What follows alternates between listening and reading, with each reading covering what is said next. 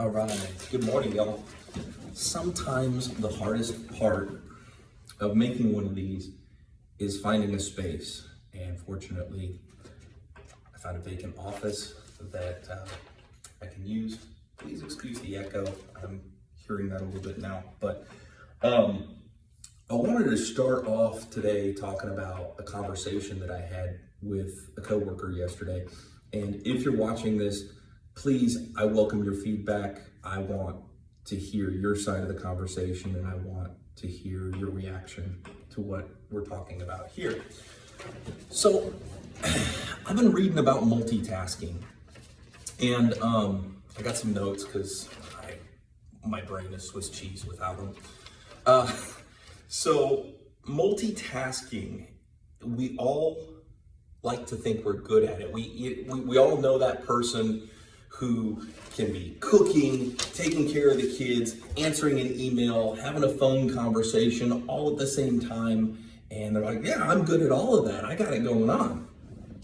And what I'm going to say to you may be a difficult pill to swallow, but we're going to cover that. So I've been reading about multitasking, and a couple of the authors I've been checking out, John Medina, author of Brain Rules for Baby, Brain Rules for Aging. He's a molecular neurobiologist at the University of Washington, and not only does he write books, he teaches, he does research, he works in the field of brain chemistry and how that impacts our activities. And he says that our brains are just not designed for multitasking. Our brains can easily handle multiple streams of incoming information and react and process and send out outgoing information, but it can really only do that for one task at a time.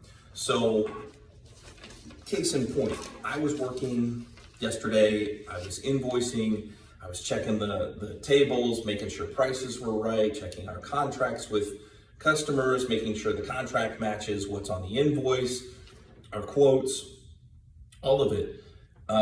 My boss comes in, asks me a question about an invoice from 3 or 4 months ago. I stop what I'm doing, I go over to QuickBooks, I look up the invoice, I go to another system in our laboratory management system, I look up the invoice on both. Long story short, I spent maybe 30, 45 seconds looking at this other invoice for him. I come back to what I was doing before, and I had completely lost what I was doing on that particular invoice that I was on. So basically I had to clear it out, start over from scratch. I didn't lose a whole lot of time, but it was just a demonstration of what I'm talking about. So when you're multitasking, you're focused on one work task, and maybe it's a process, maybe you've got to do 3 or 4 different things at once in that work task. That's not what I'm talking about. I'm talking about you're working, you've got an email over here that you're working on, your phone might ring, your desk phone, you've got text messages coming in on your cell phone. Oh, and by the way, there's that self-help, self-development YouTube video in a corner of your screen that you're trying to watch. And your brain is not capable, according to John Medina, of processing all those streams of information at the same time. Another author, Peter Bregman, from Harvard Business Review 520, 2010, writes that you lose up to 10 IQ points when trying to multitask. And he says that's the equivalent of being high on marijuana. It's the same as if we were texting and driving, multiple streams of incoming information. We can't process and output both effectively. And so that's why texting and driving, or dialing the phone and driving, and surfing the web and driving, is equated so much with having 2 or 3 alcoholic beverages. Our loss in attentiveness is equivalent. So I'm going to refer to an old sketch from Mad TV that included Bob Newhart, and his advice: stop it. It's on YouTube, go check it out. It's a hilarious video. This woman is talking about her claustrophobia, and she gets all prepared for his advice, and he's like, I'm gonna fix it in 5 minutes. I guarantee after 5 minutes, you won't wanna hear anything else. And his advice, the entire advice is, stop it. So I'm gonna ask all of you, just try it. Try it for a week. Just focus on one thing at a time. Stop it.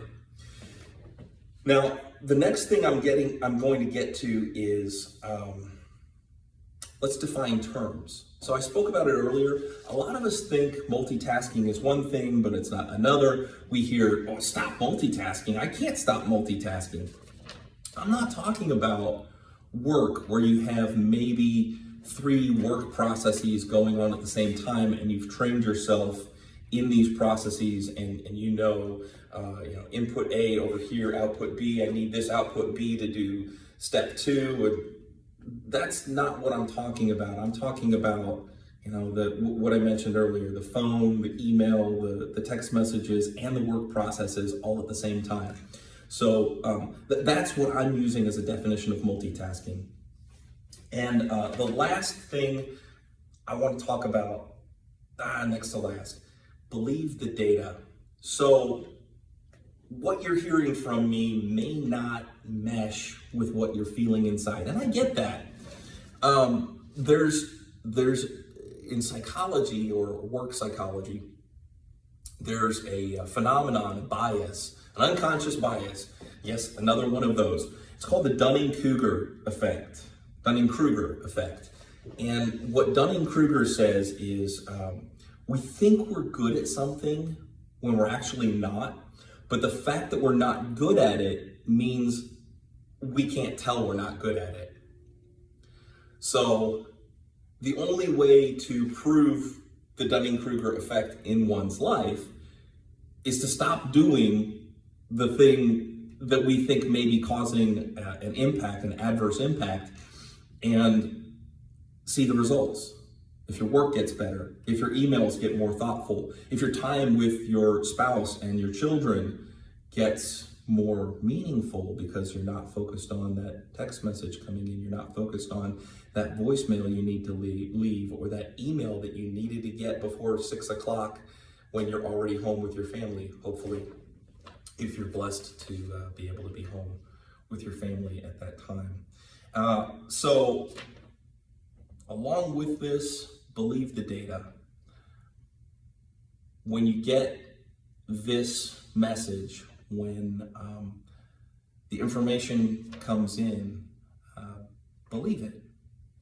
So you get feedback from other people. Hey, your work performance has really improved over the last 7 to 10 days. Your wife or husband or children notice that you're more intentional, you're more meaningful in your interactions with them because they're getting your full focused attention, not I'm divided in 3 or 4 directions at once. And when that feedback comes in, don't go back to, well, I'm good at multitasking, I just know what I'm doing. Believe it, because truth be told, in videos like this, in interactions between people, in consulting, a lot of us want to believe our experience over what information is actually coming in. So in this conversation that I was having yesterday, I asked this person if I could show you empirical data that says what I'm telling you is true versus your experience, what would your response be? And the response I received back was, well, that's some scientist's opinion. And yes, I would believe my experience over some scientist's opinion. And I said, no, we're not talking about opinion here. I've got a book I could loan you. I could download material from the internet and show it to you. Were I to show you this empirical data, would you believe that data or would you believe your experience? And part of this might be we were still on a little bit of unsure footing of definition of terms for what multitasking is. But the response that I got was, I'm going to believe my experience because I know I'm good at multitasking. If you are going to have that mentality as a Growing Out Loud Darwin coach, I can't help you. If you are going to have the mentality of, you know what, maybe there's a possibility I'm not right. There's a little sliver in there that says, maybe I don't know what I think I know, then I would love to help you. Give me a call. My information is on my Facebook, on my LinkedIn. Send me a message. I would love to work with you and get Amy working with you, and we'll see what we can do to make your business better, make your overall life better. We'll just find your goals and see what we can do to reach them. Thanks for your time. Thanks for listening to me. I appreciate you. God bless.